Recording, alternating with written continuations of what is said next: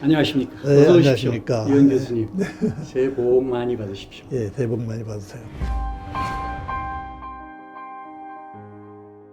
요즘 같은 그런 상황에도 그래도 웃음 잃지 말고 네? 오늘 같이 이렇게 좋은 얘기를 나누러 와주셔서 감사합니다. 오랜만에 뵙습니다. 오래간만에 일단 오셨으니까 제가 아주 좋은 술 한 잔 대접해드리겠습니다. 예, 좋습니다. 이 새해 첫날을 갖다 이제 새해 출발하는데 좋은 의미에서 제가 싱글 몰트로 이 말베이니 트리플 캐스크 트리플 캐스크 12년짜리 딱 한 잔. 우리 김 박사님이 추천하는 술은 또 범상한 술이 아닌 줄 잘 압니다. 제가 같이 한 잔 같이 해드리겠습니다. 이게 또 술을 한 잔 해야 또 우리가 이게 대화하기도 아주 부드럽게 또 할 수 있지 않습니까? 향이 좋네. 싱글 몰트 위스키 중에서 제가 좋아하는 게 이 말베이니하고 또 맥칼런, 한국 사람들이 좋아하죠. 싱글 몰트가 사실은 블렌딩을 안 해, 블렌디드 위스키하고 다르게 돼가지고 좀 어떤 경우에는 너무 향이 강하고 그래가지고 우리나라 사람들이 싫어하는 게 많은데 이거는 그 숙성하는 과정에서 향이 자연적으로 배해가지고 특히 이게 숙성 과정에서의 그 카스크에서의 향이 배는 그런 경우가 많아서 아주 그걸 좋아하는 그런 경향이 있습니다. 무슨 딱 향을 맡으니까 맛이 부드럽고 무슨 위스키 향 같지 않고 부드러워요. 독한데도 불구하고 아주 부드럽게 넘어가는 그런 좋은 아주 점이 목 있습니다. 넘김도 아주 부드럽게 잘. 그렇죠. 술 약한 사람 계속 먹다 하면 어쨌거나 이제 새해가 밝아왔고 비록 작년에는 정말 엄청 힘들었잖아요. 힘들었죠. 우리 살기도 너무 빡빡하고 진짜 이 사람 만나기도 두렵고. 특히 의료계는 뭐 그렇죠. 전쟁터였어요. 맞아요. 아직도 전쟁터고. 그렇죠. 의료계 덕분에 정말 우리나라가 그래도 이마만큼 힘들지 않게 사람들 많은 사람들이 전염되지 않고 그럴 수 있었던 것도 다 의료계의 헌신적인 노력 덕분이라고 생각합니다. 정말로 그렇게 생각하세요? 진짜입니다. 우리 뭐 소위 말해서 K 방역이라는 게 여러 의미가 있지만은 의료계의 그 헌신적인 노력 없었으면 솔직히 우리가 이만큼 그 전염 이 팬데믹을 갖다가 이렇게 확산을 하는 걸 갖다 막을 수 없었다고 생각합니다. 특히 이제 우리나라 오랫동안 유지해온 말도 많고 털도 많았지만 우리나라 의료보험 제도가 그래도 이번에 큰 역할을 했다고 생각이 돼요. 시스템이. 그렇죠. 근데 그런 게 미처 준비가 안 된 나라들은 엄청 혼란과 고통을 겪었죠. 사망자도 많이 생기고. 물론 아직 부족한 점은 있지만, 물론 그렇지만요. 점차적으로 더 그것들이 이제 보완되고 개선되면은 정말 좀 더 우리나라 국민들이 혜택을 받을 수 있는 그런 단계까지 가죠. 이게 다 뭐 하루 아침에 이루어진 게 아니라 진짜 오래된 그 축적된 그런 누적되고 축적된 거죠.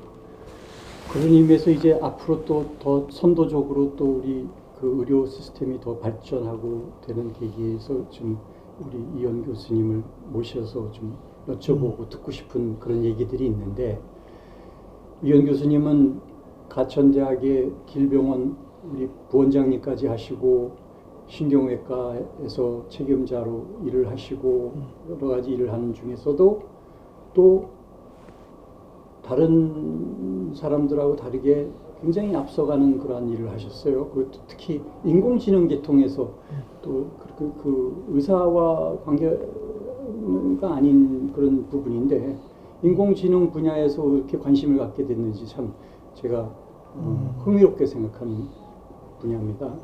특히 IBM 왓슨을 그 길병원에서 우리나라에 최초로 들여와서 그 암 진료와 치료에 지금 획기적인 그러한 그 선도적인 역할을 지금 하고 계신데 2016년에 아마 들여온 걸로 알고 있는데 다른 한국 병원들 더 큰 병원들에서는 전혀 거기에 대해서 관심도 안 갖고 하지 않은 것을 어떻게 길병원 같은 곳에서 그러한 그 획기적인 일을 하셨는지, 그걸 또 책임져셔가지고 추진단장을 하시면서 그걸 들여오는데, 반대도 많이 있었을 텐데 그걸 무릅쓰고 들여오신 그 계기, 또 그 어떻게 그 끈기와 그런 그 용기를 가지고 또 설득을 어떻게 하셔서 그런 일을 성과를 내셨어요? 제가 이제 외과 의사지만 외과 의사 뭐 나쁜 말로 표현해서 외도를 많이 한 사람이에요. 예, 그러니까 본업도 물론 잘 했습니다. 제 나름 잘했다고 평가를 하는데, 저는 이제 뭐 부동산 시행서부터 외자 유치 별일을 다 해봤습니다. 사실은. 호기심이 많으시구나. 그래서 특히 이제 제가 이제 그럴 수밖에 없었던 게, 이제 병원의 기획실장을 한참 이제 병원 발전기에 네네. 기획실장을 제가 무려 한 12년을 기획실장을 했습니다. 예, 그래서 최장수 기획실장이에요. 와, 정말 예. 12년이면 진짜 오래 했네요. 예. 그래서 이제 그때 이제 너무 오래 하니까 저 기획실장 놓고 싶었는데도 또 기획부원장이라는 걸 또 위인설관이죠, 말하자면. 예.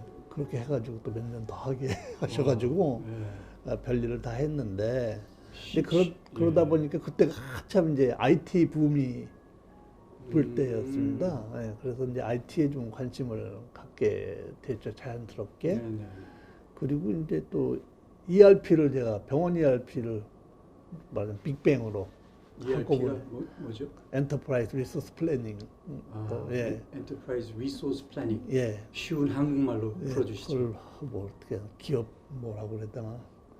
기업 자원 기획 이렇게 되나요? 뭐 자산 기획? 뭐 그런 기업 안에 운영 기획 그 소프트웨어라고 생각하시면 되고요. 네. 예. 그걸 이제 ICT로 이렇게. 예, 그걸 이제 하다 보니까 자연히 이제 그 데이터의 중요성에 대해서 이제 인식이 빅데이터. 좀 그때부터. 생기고, 예.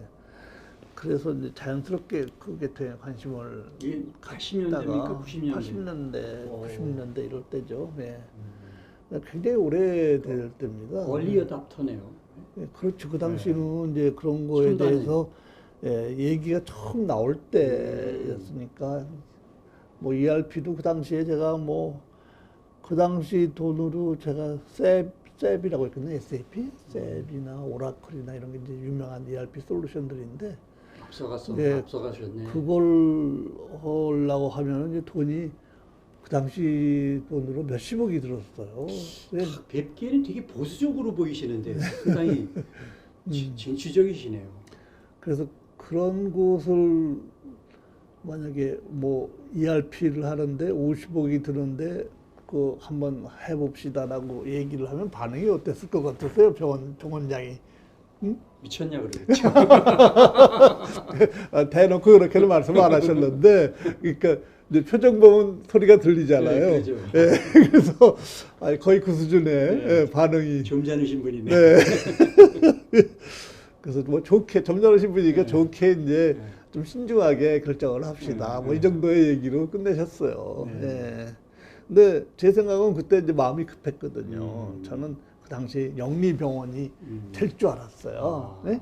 그리고 영리병원하고 비영리병원이 투 트랙으로 가야 우리나라가 그러니까 의료 자체를 이제 산업으로 봐야 될 때가 왔다고 저는 생각을 하고, 요즘 이제 4차 산업혁명 때는 그런 얘기가 너무 자연스럽게 나오지만 90년대, 2000년대 초까지만 해도 의료 산업이라는 말이 그렇게 잘 안 쓰이기 때문이다. 그렇죠. 의료가 무슨 산업이야? 의료는 인술이지. 그렇죠. 비즈니스라니. 이런 말도 안 때인데, 된다는 그렇게 저는 이제 산업적인 측면이 있다고 분명히 보고, 산업으로 접근을 하려면 어떻게 해야 될까 고민을 많이 하고, 그렇다면 반드시 영리병원이 허락이 되고 그런 시대가 올 것이다고 너무 일찍 예단을 하고, 그러려면 이제 회계를, 투자를 받아야 되잖아요, 병원도.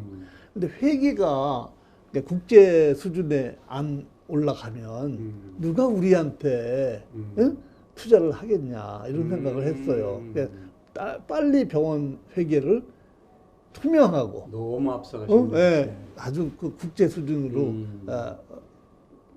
그러니까 말하자면 인터내셔널 스탠다드에 맞게끔 바꾸자.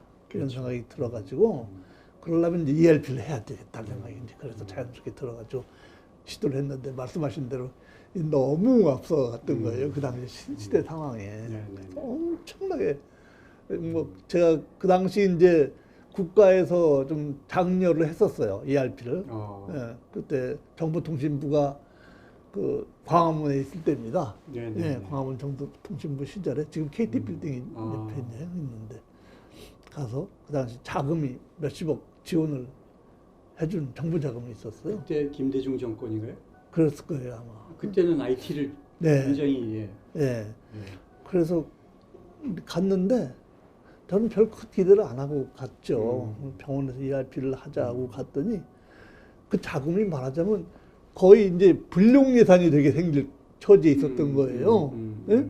근데 이 국가 예산이라는 게 한번 불용이 되면 다음번에 또 그 예산 책정받기 아주 어려워진다면서요. 그렇죠. 예. 그래서 어떻게든지 그 불용 예산이 안 되게 만들려고 고민을 하던 차에 제가 나타나니까 얼른 그 자금을 몇십억 되는 자금이 지원을 받았어요, 제가. 예. 그래서 가져와서 이제 그 ERP를 하게 됐습니다. 예. 그 자금으로. 예. 물론 이제 우리 자금도 좀 들어갔지만, 근데 뭐, 이 말하자면 솔루션이 문제가 아니라 문화가 항상 문제예요. 네, 저도 인공지능 할 때 뼈저리게 느꼈던 것도 그런 건데 이 문화가 안 바뀐 상태에서 뭘 한다는 것은 정말 힘듭니다. 그렇죠. 정말 결함으로 파헤치기예요. 그래서 엄청나게 제가 고생을 하고 하긴 했어요. 그래서 많이 바뀌었습니다. 모든 게 많이 바뀌고 병원 시스템이 한 단계 더 업그레이드 됐어요. 그래서 그거는 뭐 그것이 있을 때 나온 병원 보고서와 ERP를 돌리고 난 후에 나온 병원 보고서를 보면 그건 누가 봐도 확 진보한 게 어드밴스 된 게 보이는데 또 막상 본인들은 또 잘 몰라요. 응? 그 속에서 맨날 사니까 원래 자기네들이 그렇게 잘 했던 걸로 또 착각하더라고요. 응? 그렇지만 그래도 저는 이제 직접 다 끌고 갔으니까 이거 정말 내가 잘했다 싶었어요. 네.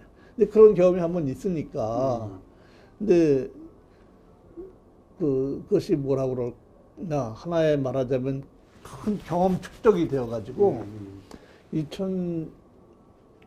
2011년에 사실은 이제 IBM이 저 바디라는 퀴즈쇼에 그 왓슨이 처음 등장했거든요. 네. 사실 그보다 먼저는 이제 게리 카스파로프라고 유명한 체스 챔피언하고 한번 체스를 두어가지고 그걸 이제 처음엔 졌지만 두 번째부터는 게리 카스파로프가 졌죠. 응? 그래서 그때 센세이셔널 했는데 마치 우리 이거 이세돌 사건처럼 서양에서는 이제 체스 챔피언이 전설의 러시아 챔피언이잖아요. 네, 그분이 인공지능한테 졌다고 그래서 이제 엄청난 화제가 됐었는데 그 이후에 2011년에 이게 이제 저파디 퀴즈쇼에 나왔어요. 저파디 퀴즈쇼 가끔 보십니까? 이제 만만치 않은 퀴즈쇼예요. 예를 들면 뭐 단순한 리콜 퀴즈쇼가 아니에요. 미국 44대 대통령은 오바마 이게 아니고 뭐 백인 어머니하고 흑인 아버지 사이에서 케냐 출신 태어났고 하와이에서 태어났고 뭐 8살 때 뭐 시카고로 와가지고 자랐고 뭐 민주당 입당해서 시카고에서 상원의원까지 되고 최근 뭐 몇 10년 전에 그런 걸 갖다 여러 가지 정보를 인티그레이션 해야 종합적으로 오바마라는 걸 갖다가 사고를 할 수 있는 말하자면 단순한 퀴즈쇼가 아닌 거죠.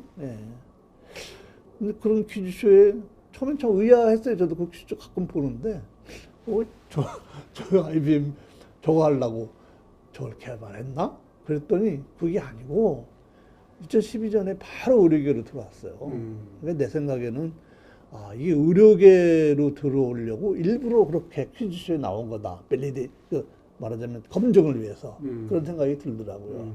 2012년에 의료계로 바로 들어왔는데 그거는 무슨 얘기냐면 그 전부터 의료계에 들어올라가지고 의도적으로 계획을 한 거거든요.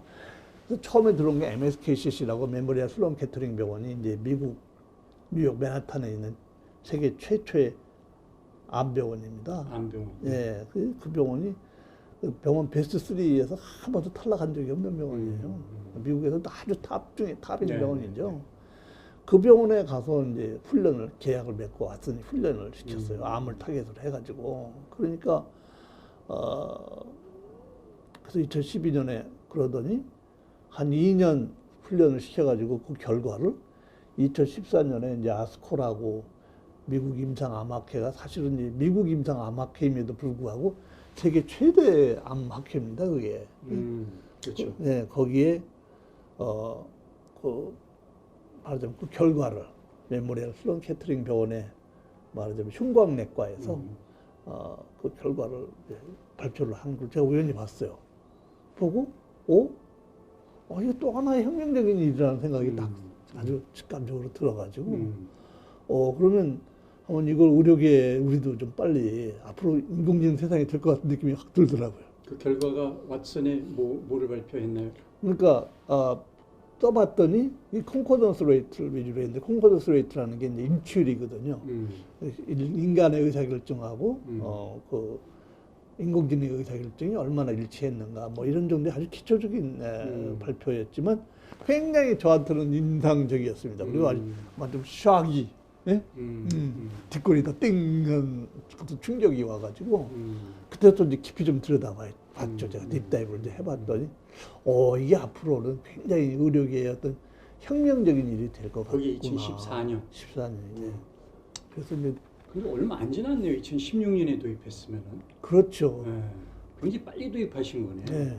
그러니 얼마나 그때 저 반대가 많았을까요, 진짜. 네. 참 힘들었겠다.